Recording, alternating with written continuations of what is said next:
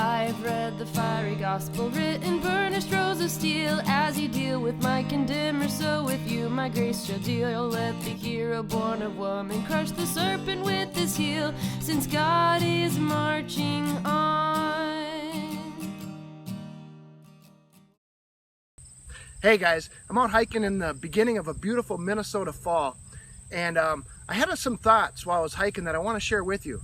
And can a nation be demonically possessed?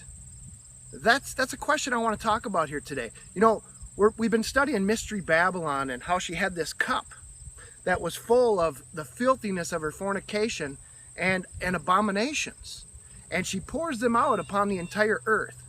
And basically those symbolize the false religions of paganism, the worship of demons, and every other unclean and filthy thing upon this earth.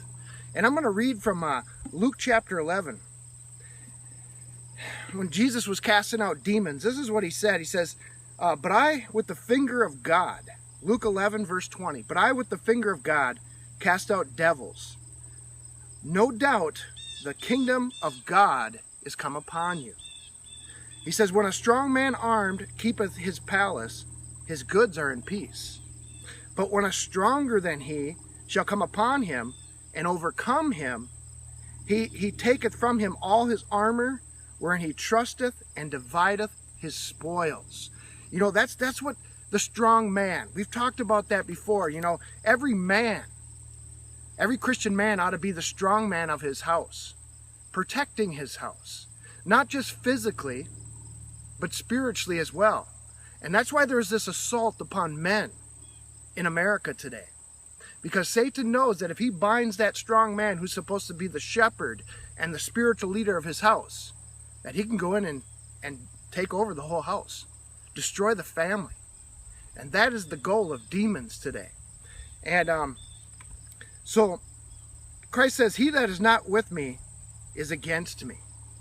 Verse 23, and he that gathereth not with me scattereth. 24, when the unclean spirit is gone out of a man, now pay attention, he walketh through dry places, seeking rest, and finding none. He saith, I will return unto my house, whence I came out. So Jesus is going to use an analogy of what happens when an unclean spirit leaves a person, is cast out of a person. You know, I can't help but think about America in this. In that America was made up primarily of those descendants of the lost tribes of Israel, who migrated north over the Caucasus Mountains after the Assyrian and Babylonian captivities, and later spread Christianity throughout the world. But what happened was after so many years of I'll say it this way, 2,500 years ago, our people went into captivity because they got taken over by the Assyrians first, then the Babylonians, because they started worshiping the gods of the pagans. They started worshiping demons and devils and sacrificing their children upon the altars of Baal and Moloch. And then later on, Christianity came and cleansed those people. You know, those people, the Christianity was accepted primarily by the lost Israelites. So they were cleansed of, as a nation overall, they were cleansed of their demonic possession, cleansed of paganism.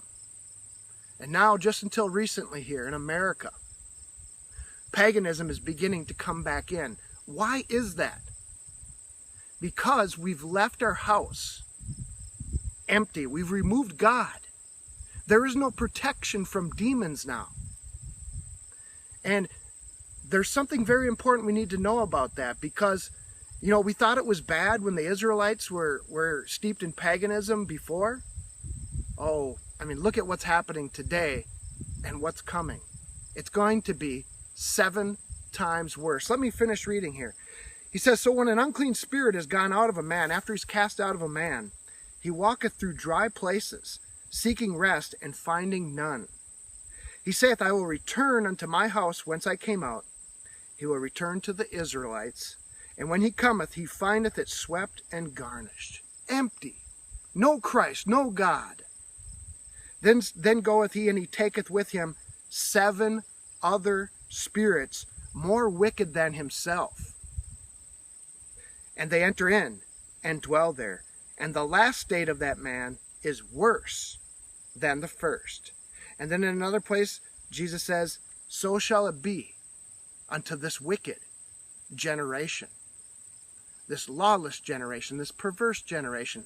So basically what we're looking at is the Israelites long ago, 2,500 years ago or more, started following the ways of the heathen.